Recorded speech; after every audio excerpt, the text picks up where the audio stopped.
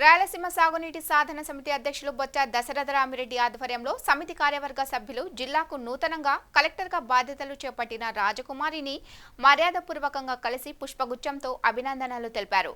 ఈ సందర్భంగా రాయలసీమను సాగునీటి అంశాలతో పాటు ప్రధానంగా నంద్యాల జిల్లాలోని సాగునీటి ప్రాజెక్టులు, నీటి లభ్యతలపై కలెక్టర్కి దశరథరామిరెడ్డి వివరించారు.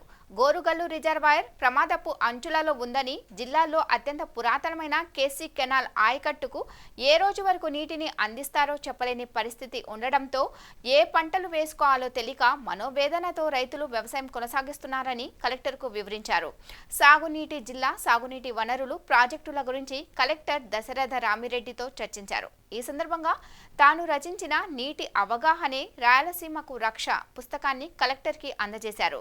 కలెక్టర్తో భేటీ అనంతరం మీడియాతో దశరథరామిరెడ్డి మాట్లాడారు. కలెక్టర్ని కలిసిన బృందంలో సమితి ఉపాధ్యక్షులు వైఎన్ రెడ్డి, ఏరువ రామచంద్రారెడ్డి, మహేశ్వర్ రెడ్డి, శ్రీనివాస్ రెడ్డి, నిట్టూరు సుధాకర్ రావు ఉన్నారు.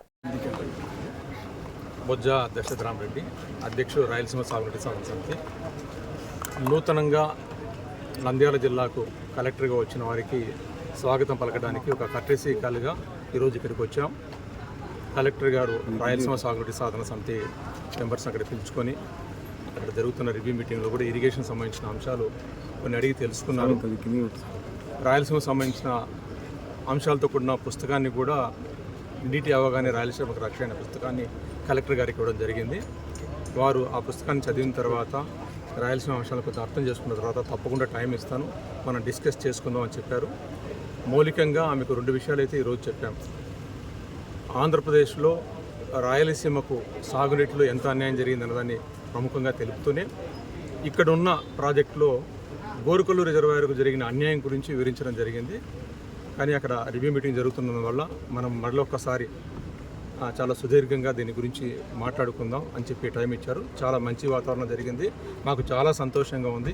కలెక్టర్ గారు రాయలసీమ సాగునీటితో పాటుగా ప్రత్యేకంగా నంద్యాల జిల్లా సాగునీటి గురించి తెలుసుకోవాలని చెప్పి ఆమె కనపరిచిన ఉత్సాహం మాకు రాయలసీమకు, నంద్యాల ప్రాంతానికి మంచి జరుగుతుందని మేము ఆశిస్తున్నాం.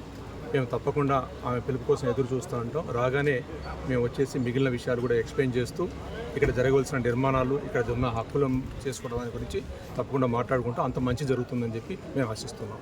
జై రాయలసీమ.